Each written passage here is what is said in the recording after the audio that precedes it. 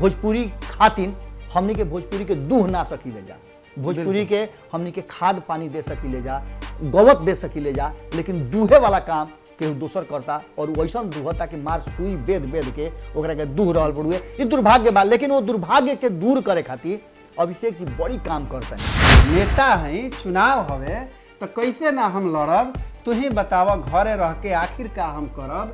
सारा जिंदगी नेताजी के पीछे पीछे रहनी जी, सारा जिंदगी नेताजी के पीछे पीछे रहनी, जे जवन कुछ भी कहल चमचा बेलचा सहनी। जब चुनाव के बारी आइल नेताजी झरहेट दिले, अपना बेटा के आगे करके टिकट हाथे सहेज दिया। तो पार्टी टिकट ना दी तो निर्दलीय हम लड़ब। नेता हैं, चुनाव हवे तो कैसे ना हम लड़ब, तू ही बताओ घरे रह के आखिर का हम। तो वहाँ के भोजपुरी के संगे संगे लपेट देनी ओकरो के। चलो यह बात के खुशी बाकी वहाँ के अपनो धरती याद आई, जितावे वाला तो याद अबे करियो अपनो। बिल्कुल। आ संगे संगे भाटी के भी जौन की राजस्थान के भाषा बा, ये तीनों खातिर एगो विधेयक ले आवे के प्रयास भई रहे और जौना के खबर के माध्यम से आई रहे। और यह बात खातिर हम धन्यवाद जरूर देव अश्विनी चौबे के, लेकिन एक खातिर हम कार हुआ कहनी महाराज जौन भोजपुरी के रुआ दूहता नहीं, अब कितना सुई मारब। रुआ लगे समय बहुत कम बाचल बा, 7 साल हो गई, 2.5 साल रुआ लगे बाचल पड़ गए। ये 2.5 साल में अगर भोजपुरी के मान्यता ना मिली तो रुआ समझ ली कि आवे वाला समय बड़ा खराब हुई और भोजपुरिया लोग धीरे धीरे अब जाग गई बा। लेकिन जौन कहने है ना, भोजपुरी में खंड खंड में लोग तो बटले बा, भोजपुरी के दुश्मन भोजपुरी लोग बा जी। कुछ ऐसा संगठन, कुछ ऐसा लोग बा जौन भोजपुरी के नाम पे खुद ओकर गाय दुहता और चाहत नहीं खे कि यह गाय के दूध भोजपुरी माई के तमाम बेटा पिए, वो स्वयं टोटल दूध पी जाए के चाहता। हमारा नाम लेवे माने थाने में मुंह लगा दे। हाँ, थाने में मुंह लगा दे। हमारा नाम लेवे में कोनो हिचक नहीं के। अमरनाथ जी एगो बानी, कोलकाता विश्वविद्यालय में वहाँ के हिंदी के प्रोफेसर रहे जी। वहाँ के पूरे देश में हिंदी बचाओ मंच बनैनी है और पूरे देश में मुहिम चलौनी कि भोजपुरी के मान्यता नाम दे के चाहे, और पूरे देश, जबकि वहाँ के गोरखपुर के भोजपुरिया हैं।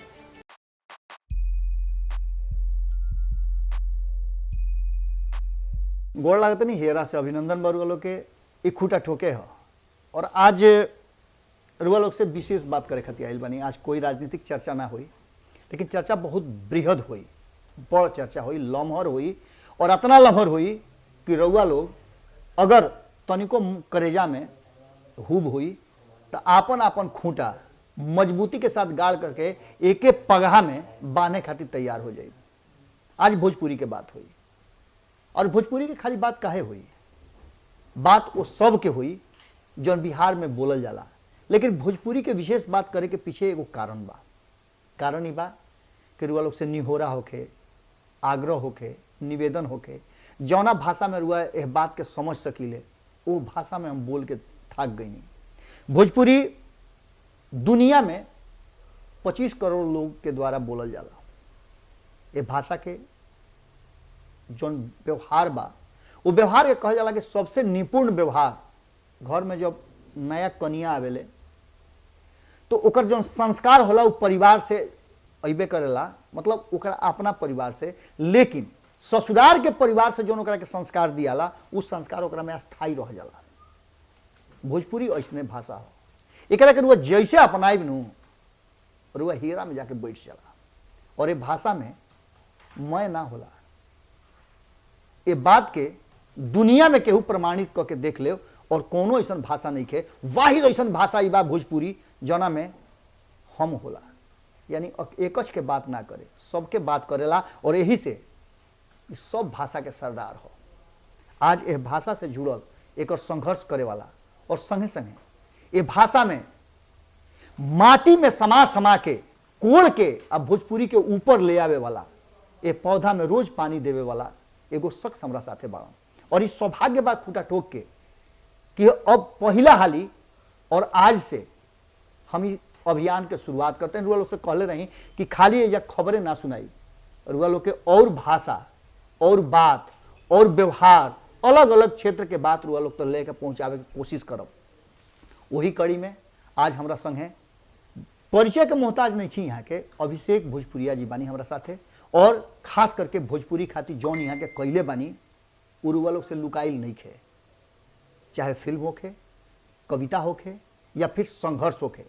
जे महाराज 1 दर्जन से ज़्यादा भोजपुरी के 8वीं अनुसूची में शामिल करे खातिर हम देखिए आपन बात करे या नहीं बैठल, हमारा बारे में तो रुआ लोग जानते बानी, कारण कि हम उ व्यक्ति हई, उ आदमी हई कि जौन रुआ लोग के जबरदस्ती साँझ के जगाई ले, लोग भोर में लोग के जगावेला, हम लोग के साँझ के जगाई ले कि रात के नींद और बढ़िया होके, और यह भरोसा के साथ रुआ अपन रात बेहतर बनाई कि भोजपुरी में रुआ लोग से मीठ मीठ बात करी ले।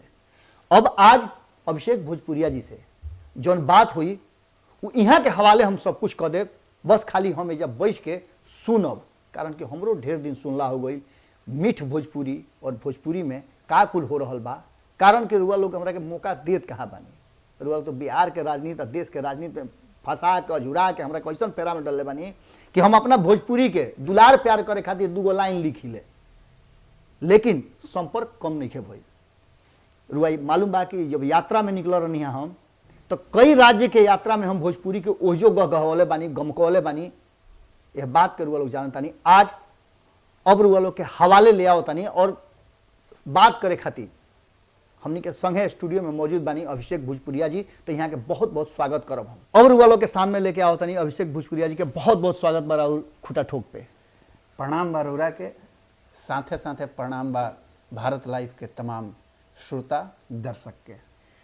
देखिए भोजपुरी खातिर तो खुटा ठोक हम रुआ लोग के सामने लेके आइले बानी, ई जैसन कि रुआ हमरा से फ़ोन से बात भी भइल और ओकरा बाद भइल कि भाई खूंटा हमनियों के ठोकी जा, कारण कि भोजपुरी खातिर तो एने ओने खूंटा ठोकाते बा।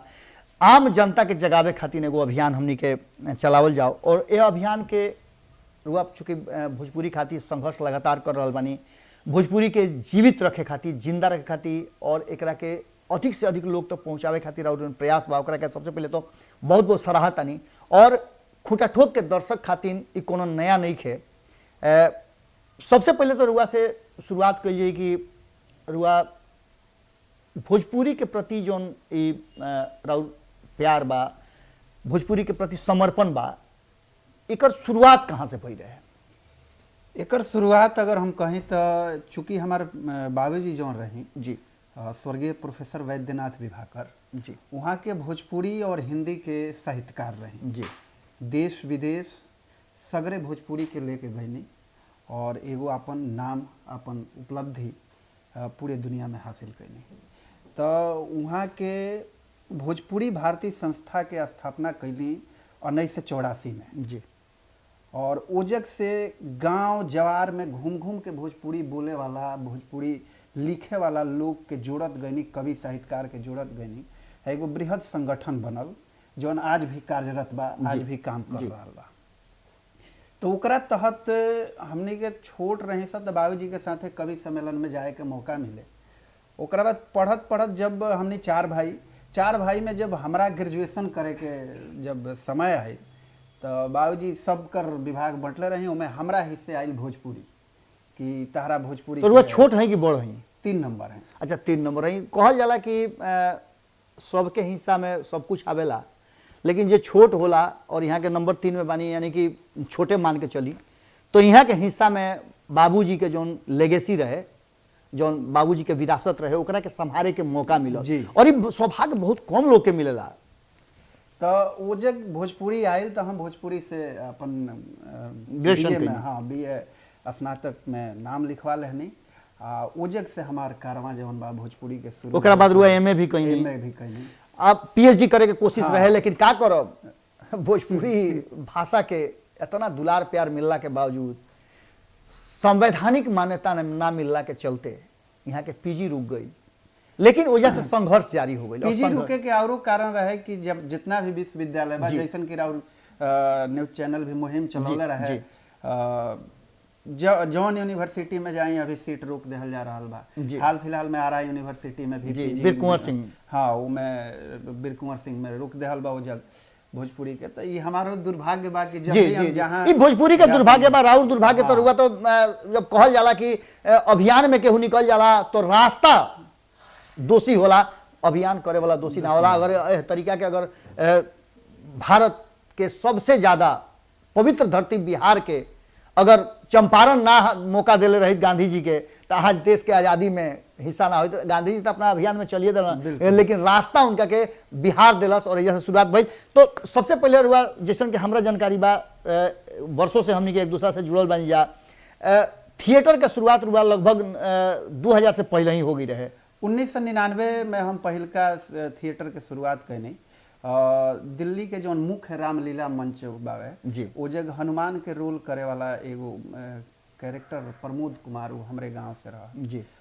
करीब 7 फीट से ऊपर उनकर हाइट रहे, लंबा चौड़ा शरीर। तो ऊ जब अलन तो ऊ गांव के टीम के लेकर के एक्टिंग के कीड़ा जगावे के शुरू कैलन। तो वो जग से हमार शुरुआत होता और लगातार थिएटर करत करत 2010 में 11 में आके सबसे पहले हम पर्दा पे आवतनी तो ऊ बावे महुआ चैनल के एगो सीरियल भगवान हो कितना दूर वो बेरा चलत रहे, वो में हमार शुरुआत हो रहा बा। एगो इहो दुर्भाग्य बा कि हमरे लेखा कुल लोग कड़ेर हिम्मत के ना होला, जिद्दी ना होला।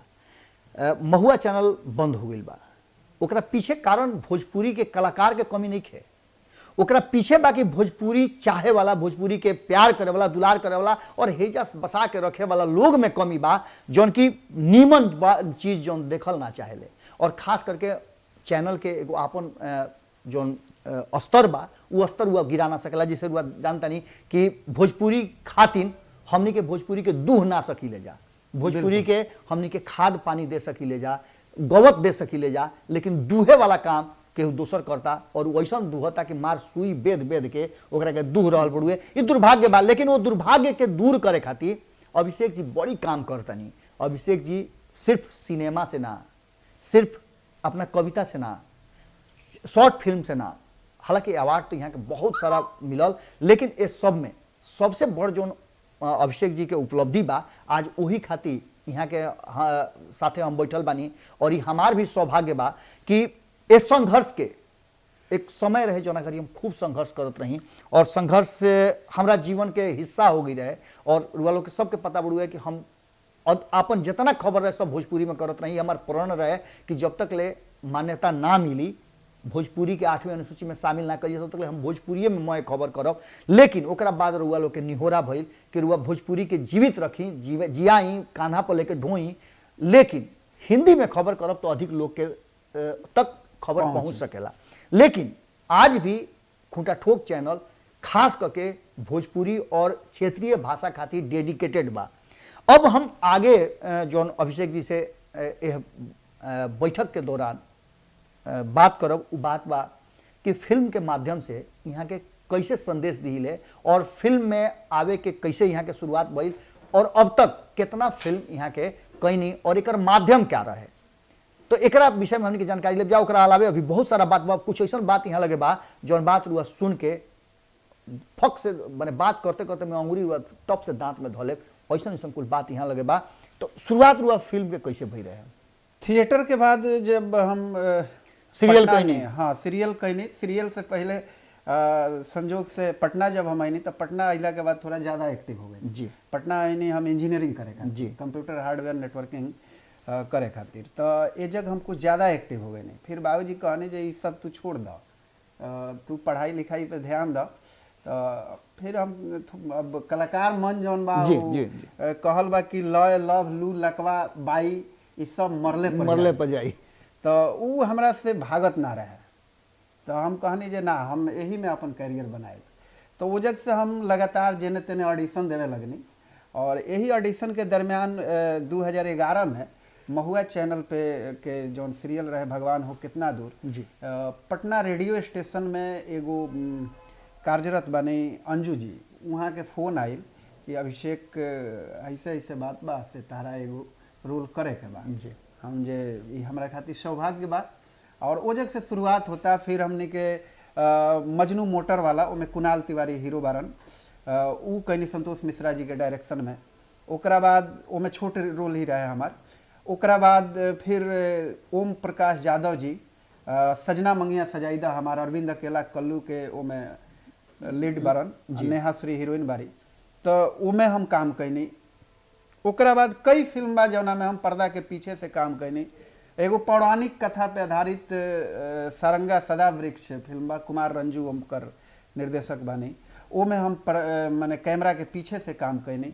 ओकरा बाद पटकथा लेखन जैसन कि हमार घर में एगो नया अध्याय के शुरुआत बा कि फिल्म में कलाकार के रूप में रोल कैला के बाद अभिषेक जी लिखे पढ़े में भी बड़ा माहिर बड़ा, चूँकि कहानी नरुआ से शुरू में कहानी के विरासत में मिलल बा बाबूजी से, और ओकरा के आगे बढ़ावे में यहाँ के कभी पीछे ना मुड़ के देखनी। ई सब कैला के साथ साथ यहाँ के बहुत सारा कविता भी लिखले बनी, जना से हमनी के कुछ कविता रुआ और जो बहुत हेरा के करीब होके उनमें से कुछ लाइन सुना देती तो लोग के बड़ा निमन लागी। देखिए हम कुछ कुछ लिखी ले, ऐसे हमारा तनी उत्कंठा जाते बा कि रउआ कैसे लिखी ले। कविता अगर कहीं तो अभी वर्तमान बिहार में पूरे पंचायती चुनाव बीतल, पिछला साल विधानसभा चुनाव बीतल, 2 लाइन सुनाए। चुनावी थोड़ा सा लोग ज्यादा चाव ना ये तो सुनाई तो जानता नहीं, खुटा ठोक के लोग जितना मन खुशी से लागी लोग फूले समय की भाई पॉलिटिकल बात करी ले बाबा, तो बबे संगे एगो और पॉलिटिकल आदमी आ गई बड़े, तो सुनाई तनी वही में से कविता के शीर्षक बा कि कैसे ना हम लड़ब, कि नेता हैं चुनाव हवे तो कैसे ना हम लड़ब, नेता हैं चुनाव हवे तो कैसे ना हम लड़ब, तू ही बताव घरे रह के आखिर का हम करब। वाह वाह वाह वाह। नेता हैं चुनाव हवे तो कैसे ना हम लड़ब, तू ही बताव घरे रह के आखिर का हम करब। सारा जिंदगी नेताजी के पीछे पीछे रहनी जी, सारा जिंदगी नेताजी के पीछे पीछे रहनी। जे जवन कुछ भी कहल चमचा बेलचा सहनी। जब चुनाव के बारी आइल नेताजी झरहेट दिले, अपना बेटा के आगे करके टिकट हाथे सहेज दिले। तो पार्टी टिकट ना दी तो निर्दलीय हम लड़ब। नेता हैं चुनाव हवे तो कैसे ना हम लड़ब, तू ही बताओ घरे रह के आखिर का हम करब। बड़ा बढ़िया लागल, खास करके जो चुनावी चर्चा चलेला खास करके भारत लाइव पर और खुटा ठोक पर, जोना में पंचायत चुनाव के चर्चा हमके लगातार करते जा। और एक बाद रुआ लोग के पते बा, देखी राजनीतिक विश्लेषण करे वाला हई तो राजनीति के फूट तो जरूरे आ जाला। काल्हे रुआ लोग के सुनौले रही कि एगो हम कल खबर के दौरान सुनौले रही कि भगजोगनी के सहारे जिंदगी अंजोर बा। वाह, भगजोगनी के सहारे जिंदगी अंजोर बा, रोशनी अभी ले कतने लोग से दूर बा, रोशनी अभी ले कतने लोग से दूर बा। यह सोच के साथ मुखिया जी गांव में जा ले और चुनाव के तैयारी कर ले, कहले कि अब की हम लड़ जाई तो तारा कि हाँ अंजोरिया फैल जाइए बाबू, तनी बर्दाश्त कर लो। एकरा आगे जो लाइन लिखले रही कि चांद सूरज के खोइछा देवे वालन से पूछी। चुनाव अगले तो लोग कहला महाराज रुआ का कहते नहीं, चांद तारा रुआ कदम में हम ले आके रख देव, तो चांद तारा के खोइछा में देवे वाला से पूछी सब ठीक ठाक बा, सब ठीक ठाक बा, तो लोग अपना काहे मजबूर बा। ये बात के लेकर के आगे के हमनी के चर्चा शुरू करब जा। और ये चर्चा में देखिए हम तो रुआ लोग से बोलते रही ले, आज अभिषेक जी के सुनी सब है, और एकरा बाद भोजपुरी के 8वीं अनुसूची में शामिल करे खातिर वो लोग से एगो निहोरा के साथ अभिषेक जी के बात रुआ करब कि रुआ जाई ले संसद में जीत के ओजा जा करके रुआ एगो ड्रामा करी ले कि हम भोजपुरी में शपथ ग्रहण करब, जबकि रुआ पता बा बात के कि रुआ ना कर सकी ले। तो एकरा मतलब बा कि रुआ लोग के फुसिलाई ले, बहलाई ले, भरमाई ले। ई भरमावे के काम लगातार होता जी जी। जैसे अगर हम उदाहरण दी, रवि किशन जी कहनी कि हम विधेयक लेके आए, प्राइवेट बिल के कोनो महत्व ना होला सुनने काल में जौन भी उठावल जाला, ठीक बा। हमनी के एगो भोजपुरिया हई से आशावान व्यक्ति है, जे जौन कुछ भी कह देला ओकरा के हमनी के भरोसा कर लेले सब, बाद में दिल टूट जाला जी। वहाँ के एगो प्राइवेट बिल लिए नहीं, प्राइवेट बिल पर राजीव प्रताप रूढ़ी जी, सिग्रीवाल जी और भी भोजपुरी सांसद लोग ऊपर, राजस्थान से अर्जुन राम मेघवाल जी, सब लोग समर्थन कई, आर.के. सिन्हा जी। वो बिल आयल और बिल प्रस्तुत भइला के बाद सदन के पटल पर वो बक्सा में डाला गई, ठंडा बक्सा में। ओकरा बाद ना रवि किशन जी आज ले फिर सदन में सवाल उठैनी, 2021 बीत गई, 19 में जीत के गई नहीं, ना ही सिग्रीवाल जी ना ही रूढ़ी जी। तो इस सत्य बावे की भरमावे के काम सदन में हमनी के अभिषेक जी रुआ अतीत के एगो तार छेड़ देनी रुआ। हमरा अब याद पड़ता 2014 के चुनाव, आरा में प्रधानमंत्री नरेंद्र मोदी जी जी भोजपुरी में कहले रही, उह मंच पर बहुत लोग रहे, RK सिन्हा भी रहन, अश्विनी चौबे रहन, अलावे भोजपुरी क्षेत्र के जो लोग रहे सब लोग रहे।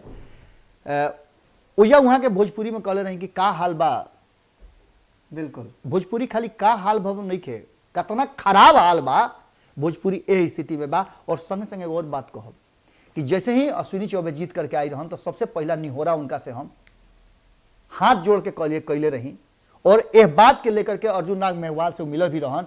और संगे संगे हमरा यह बात के खुशी भइल कि भोजपुरी के संगे संगे बिहार के एगो औरू भाषा अंगिका के भी ओमे शामिल करे के बात अश्विनी चौबे जी कहले।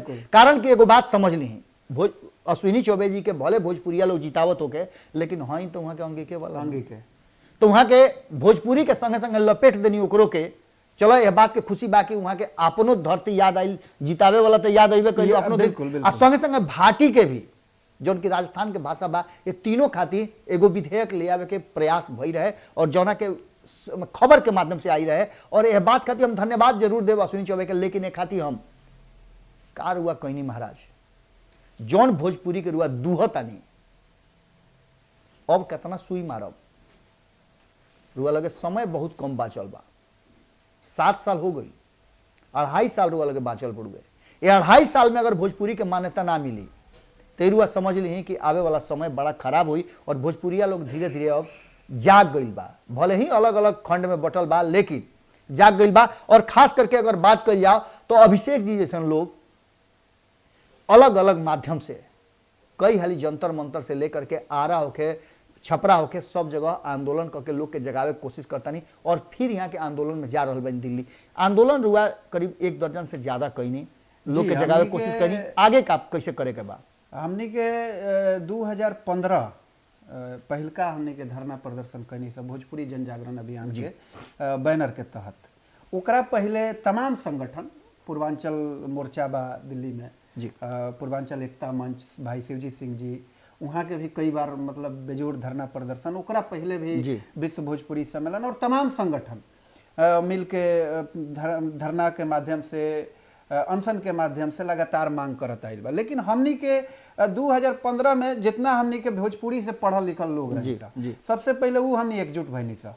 आ भइल जब तक एकर मान्यता नहीं मिलत, हमनी के सरकार से लगातार मांग करत रहल। तो 2015 से अभी तक जितना भी सत्र चलेला भारत संसद भवन के, वो सब सत्र में हमनी के बैठी ले सा, सरकार के लगे हमनी मांग करी ले सा, अपन बात रखी ले सा, गृह मंत्री से, प्रधानमंत्री से, राष्ट्रपति महोदय। ये बीच में अभी तक हमनी के 14 बार धरना प्रदर्शन कर चुकल बनी सा, जौना में से आरा में भी हमनी के बिहार इकाई के जौन बानी भाई कुमुद पटेल जी, चंदन सुमन जी, राणा अवधूत जी, तमाम लोग आरा में प्रदर्शन कैल। छपरा में तमाम लोग बावे, अरोड़ा उमा शंकर साहू जी, डॉक्टर उमा शंकर साहू, ओकरा बाद मुंगालाल शास्त्री जी, वीरेंद्र कुमार मिश्रा भाई जी और सुजीत कुमार सौरभ, तमाम लोग ये पर काम कर रहल बा। और हमनी के यही क्रम में 15वां धरना प्रदर्शन जौन बा 19 दिसंबर के रखले बानी सा। बीच में ऐसा आई रहे 2018 में कि लागल कि अब इस सरकार जौन बा भोजपुरी के मान्यता दे दी। प्रधानमंत्री जी के भी स्टेटमेंट आवता, गृह मंत्री जी के लखनऊ में एगो विश्वविद्यालय में आई रही, ओजा के स्टेटमेंट आयल कि सारा तैयारी हो चुकल बा, अब ओकर धरना जो भोजपुरी के जौन बा मान्यता दे दिया। लेकिन जौन कहने है ना, भोजपुरी में खंड खंड में लोग तो बटले बा, भोजपुरी के दुश्मन भोजपुरी लोग बा जी। कुछ ऐसा संगठन, कुछ ऐसा लोग बा जौन भोजपुरी के नाम पे खुद ओकर गाय दुहता, और चाहत नहीं खे कि यह गाय के दूध भोजपुरी माई के तमाम बेटा पिए, वो स्वयं टोटल दूध पी जाए के चाहता। हमारा नाम लेवे में थाने में मुंह लगा देता। हाँ, थाने में मुंह लगा देता। हमारा नाम लेवे में कोनो हिचक नहीं के। अमरनाथ जी एगो बानी, कोलकाता विश्वविद्यालय में वहाँ के हिंदी के प्रोफेसर रहे, वहाँ के पूरे देश में हिंदी बचाओ मंच बनैनी है और पूरे देश में मुहिम चलौनी कि भोजपुरी के मान्यता नाम दे के चाहिए, और पूरे देश। जबकि वहाँ के गोरखपुर के भोजपुरिया हैं, संजोग के बात बा जो वहाँ के गोरखपुर के भोजपुरिया हैं। तो ये तरह के कुल लोग बावे जौन भोजपुरी के पीछे खींचे में भी लागल बावे। बावजूद हमनी के एके लक्ष्य कि हमनी के संस्था के अध्यक्ष आदरणीय संतोष पटेल जी, जौन की अब डॉक्टर संतोष पटेल कहा है, वहाँ के नेतृत्व में वहाँ के 4 भाषा से एमए और पीएचडी कर चुकल बानी 2 भाषा में, और अभी 5वां भाषा में वहाँ के एमए जारी बावे। तो वहाँ के नेतृत्व में हमनी के लगातार काम कर रहल बानी स, राज्य स्तर पे काम कर रहल बानी स, देश स्तर पे काम कर रहल बानी स, और भोजपुरी के दशा दिशा संवैधानिक मान्यता के साथ साहित्यिक गतिविधि पे भी लगातार काम कर रहल बानी स। साथ ही हमनी के पत्राचार के माध्यम से अब जैसे माननीय मुख्यमंत्री नीतीश कुमार जी से भी झारखंड में जैसन की हेमंत सोरेन जी बानी, तो ओजक घोषणा रघुवर दास जी रहनी, ओजक घोषणा हो चुकल बा कि अंगिका भोजपुरी के जौन बा वो मान्यता दिया द्वितीय राजभाषा के मान्यता।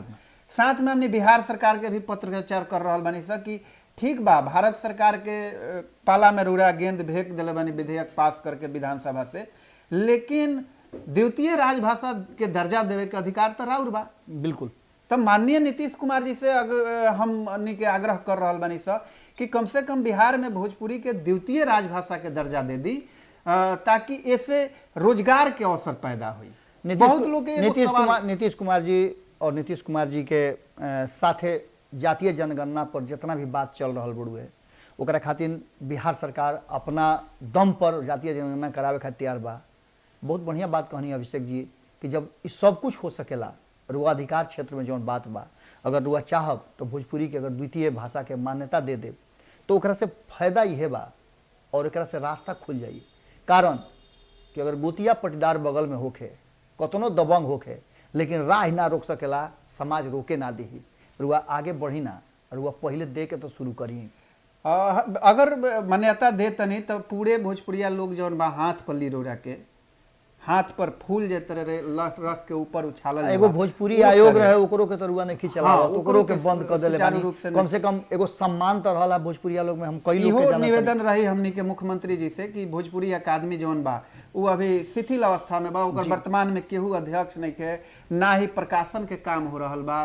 तो भोजपुरी पत्र चंद्रभूषण जी के बाद केहू नहीं आगे ना आइल, और ऐसा स्थिति में कहीं ना कहीं स्थिति बड़ा विकट भल जाते हुए, और विकट स्थिति में भोजपुरी माने ई मोरुआ कहब नु कि मर जाई, मरी तो ना, दम अंतिम तक ले रही, तब तक ले लड़ाई जारी रही। और खास करके अभिषेक जी जैसन और हमरा ऐसा लोग तो मरे ना दी।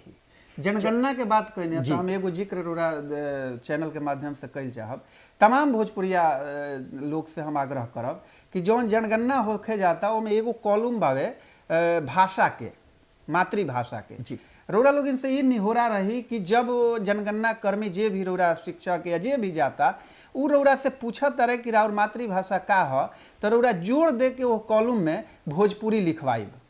हालांकि एक चीज ध्यान रखें कि वो लोग के ऊपर से आदेश आवेला कि अगर केहू दबाव देता कि भोजपुरी लिखेगा बा, तो वो लोग पेंसिल से वो फॉर्मुआ में भर देवेला, आ घरवा जाके मिटा के आ फिर ओकरा के पेन से हिंदी लिख माने पक्का खूंटा ठोके के होई। तो ओ जे खूंटा ठोक के रोरा कह देवे के बा कि हमार कलम से लिखी, वो बॉल पेन से लिखी कि हमार मातृभाषा भोजपुरी है।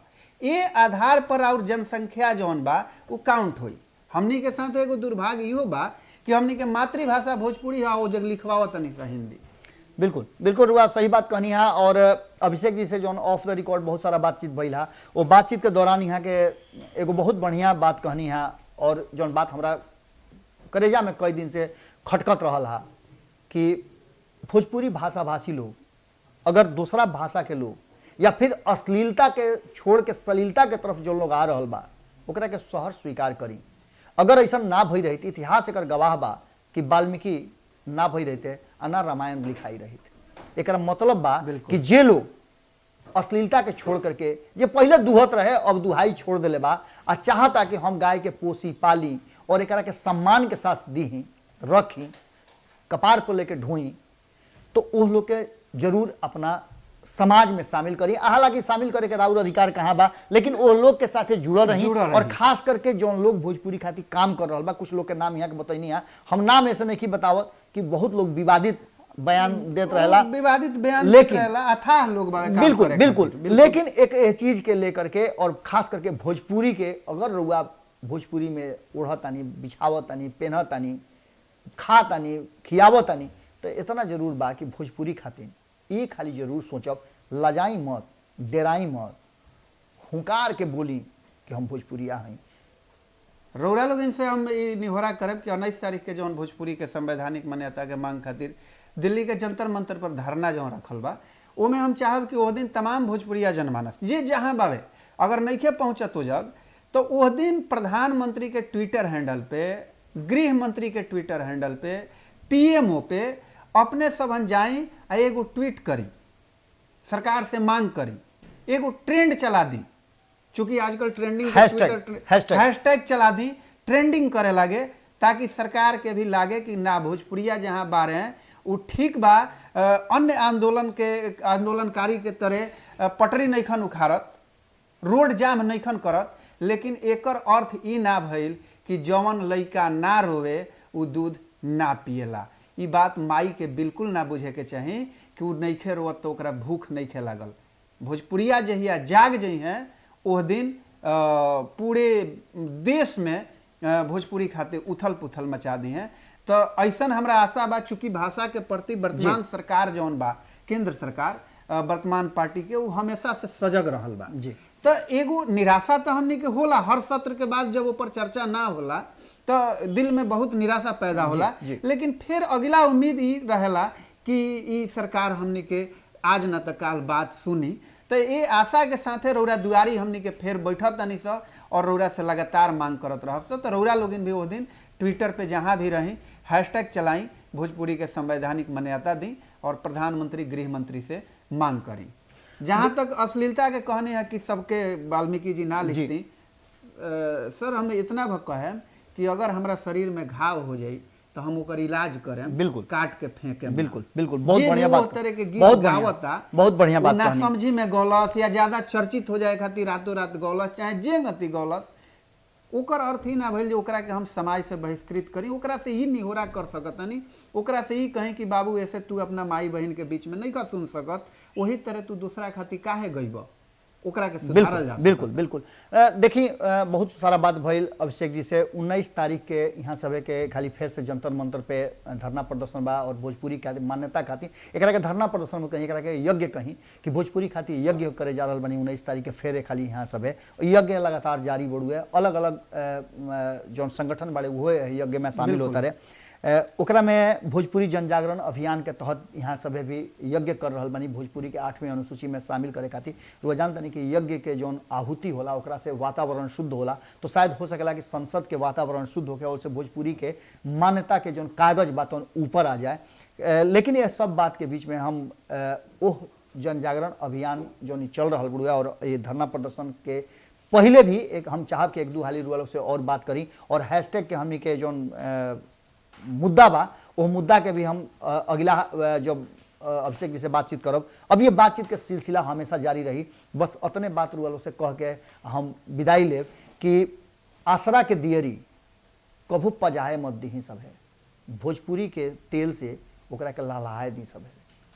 बस उतने निहोरा के साथ आज यही हम विदा लेब और अभिषेक जी के साथ फिर मिले के वादा के साथ है बहुत जल्दी हमने के फेर आवतन जा और साथ साथ यह आंदोलन से जुड़ल और भी लोग के साथ और भी जौन यज्ञ के साथ अपना दधीजी के तरह हड्डी गला रहल बा लोग, वो सारा यज्ञ के जितना भी साधु संत मिल के चारों तरफ बिल्कुल बिल्कुल बिल्कुल यह यज्ञ में झारखंड से राजेश भोजपुरिया जी के होके, चाहे असम से धर्मेंद्र चौहान जी के होके, यूपी से प्रकाश चंद्र पटेल जी के होके, दिल्ली से संतोष पटेल, चंपारण से गोरख मस्ताना जी, गंगा प्रसाद अरुण जी, डॉक्टर जौहर सफियाबादी, पूर्वांचल से शिवजी सिंह जी, ओकरा बाद धनंजय कुमार सिंह जी, अनुज कुमार तिवारी, राकेश सिंह जी, परमेंद्र सिंह जी, देवेंद्र अनगिनत नाम बा ओकरा में छोट मोटा होती हमनी के देवे के तैयार बनी जा और हमनी के दे भी रहल बन जा। आगे अब रउआ लोग पर निर्भर करता है भोजपुरिया समाज 25 करोड़ जो हमनी के बन जा, देश दुनिया में वाहिद ऐसा भाषा बा जो अलग अलग कई देश में बोलल जाला। एकरा मतलब बा कि कहीं ना कहीं लक्ष्मण रेखा हटाना दी सब है। बिल्कुल गोड़ लागत नहीं।